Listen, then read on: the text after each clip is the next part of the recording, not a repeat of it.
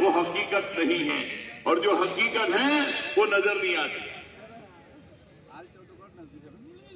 नजर आ रहा है भैंस से दूध, लेकिन भैंस में दूध नहीं है। इमाम गजाली रहमतुल्लाह अलैह फरमाते हैं, अल्लाह को पहचानना बहुत आसान।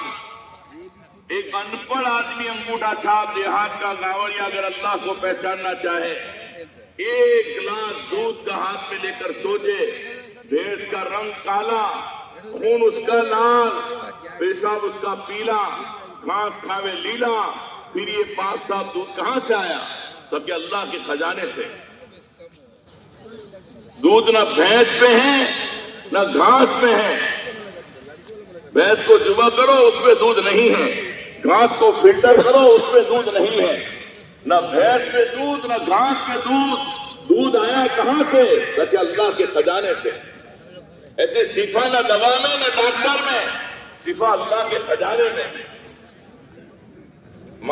जिंदगी का बनना और बिगड़ना माल और असबाब और चीजों में नहीं है, और जिंदगी का बर्बाद होना माल की कमी पर, असबाब की कमी पर, सामान की कमी पर नहीं है। तो जो नजर आ रहा है वो हकीकत नहीं है, और जो हकीकत है वो नजर नहीं आती। सबसे पहले इंसान अपने दिलों का यकीन सही कर ले कि ला इलाहा, कोई माबूद नहीं मगर इल्लल्लाह, एक अकेला बने तरह अल्लाह। सारी दुनिया अल्लाह की मोहताज, अल्लाह किसी एक चीज के मोहताज नहीं। ये यकीन दिलों की गहराइयों में उतरना है, इसका नाम ईमान है। ये जो निकलो निकलो कहा जाता है, ये जो 4-4 बेटे मांगे जा रहे हैं, मेरे दोस्तों मेरे भाइयों, कोई दुश्मनी नहीं है, कोई अदावत नहीं है। बीवी बच्चों से जुदा करना मकसद नहीं है, कारोबार छुड़ाना मकसद नहीं है। इस माहौल में रहकर हमारे ईमान और अमान का जवान गिरा हुआ है, उस माहौल को वक्ती तौर पर छोड़ने को कहा जाता है। इसलिए हज़रत मौलाना मोहम्मद यूसुफ साहब रहमतुल्लाह अलैह फरमाते थे, जो वजह आपकी न निकलने की है वही वजह हमारी निकालने की है।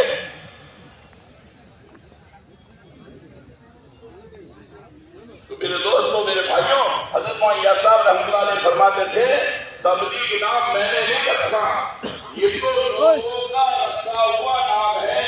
अगर इस मेहनत का नाम रखता तो तहरीक ईमान, ईमान बनाने की मेहनत, और ईमान बनाने के लिए हम सब मोहताज हैं। कोई ईमान पर मुतमईन नहीं हो सकता। ईमान मेहनत की चीज है। हमारे असलाफ हर एक अपने ईमान के बारे में फिक्र रखे, और आज हम ईमान पर मुतमईन हैं। तो मेरे दोस्तों मेरे भाइयों, हमारा दुनिया में आने का मकसद ईमान बनाना है। ईमान बनाना नहीं बना, इसकी अहमियत बताई। हदीस का मफहूम है, नेकी करके खुशी हो और गुनाह होने पर रंज और गम हो तो तुम समझो ईमान वाले हो। अब हम सब अपने जगह में उठाकर अपनी जिंदगी की किताब खोल कर देख रहे, हमें नेकी करके इतनी खुशी होती है और गुनाह हो जाने पर इतना रंज और गम और सदमा होता है। दौरे सहाबा में अगर किसी की तस्वीरें उड़ना छोड़ जाती थी, किताबों में लिखा है 3 दिन तक सदमा होगा तस्वीरें उड़ना छूटने पर। आगे लिखा है अगर किसी की जमात छूट जाती तो 7 दिन तक इसका सदमा होगा था, 7 दिन। अब हम अपना हिसाब करें, रकात तस्वीरें उड़ना छूट रही है, रकात छूट रही है, नमाज कज़ा हो रही है, एहसास नहीं। तो हम दुनिया में ईमान बनाने के लिए है, हमारा दुनिया में सबक हम सबको पहले नहीं दिया था।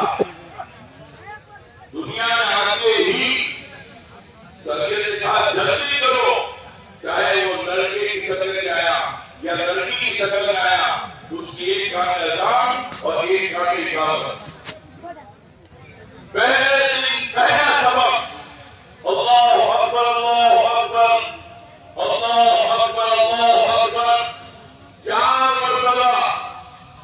खबरदार, जिस धरती पर तूने जन्म लिया है वो बड़ा नहीं, न जमीन न आसमान न सूरज न सितारे न समंदर न डॉलर न पाउंड न दिनार न दिरहम, वो बड़ा नहीं। दुनिया में 4 चीजें हैं, पूरा 25 उत्तर नसीब। खबरदार खबरदार, अगर किसी को बड़ा समझा तो पहले दिन पहला सबक हरों को दिया था। फिर आगे कहा अशहदु अल्ला इलाहा इल्लल्लाह, अशहदु अल्ला इलाहा इल्लल्लाह। खबरदार, इस धरती पर तूने जन्म लिया है, तेरे कामों का बनाने वाला न तेरी अम्मी है न तेरा अबू है न भाई है न दुकान है न पैसे हैं। पहले दिन पहला सबक हरेक को दिया था और मौत के बाद सबसे पहले इसी को पूछा जाएगा। दफन करने वाले दफन करके बल्कि उलमाए किराम से सुना, जिस मरहूम को या मरहूमा को रिश्तेदार दफन करके जाते हैं, इन जाने वालों की जूतों की आवाज मरहूम सुनते हैं, ये मुझे छोड़कर चले। और कब्र में खड़ी से आकर पहला सवाल मन रब्बुका, किसको रखवान कराए, किससे होने से यकीन लेकर आए, किसको पालनहार समझा था। अगर ये 30-40 50 60 70 साल की जिंदगी में आपकी सही यकीन लेकर गया है, अल्लाह से होने से यकीन लेकर गया है, ये फौरन कहेगा रब्बी अल्लाह, मैं दुकान का पुजारी नहीं था, अजान होते ही मैं दुकान छोड़ता था, दुकान में झूठ नहीं बोलता था, धोखा नहीं देता था, माल में मिलावट नहीं करता था, झूठा बोलता था। मैंने दुकान को रब नहीं माना, मैंने रब अल्लाह को माना है। अजान होते ही मैं दुकान छोड़कर मस्जिद में जाता था।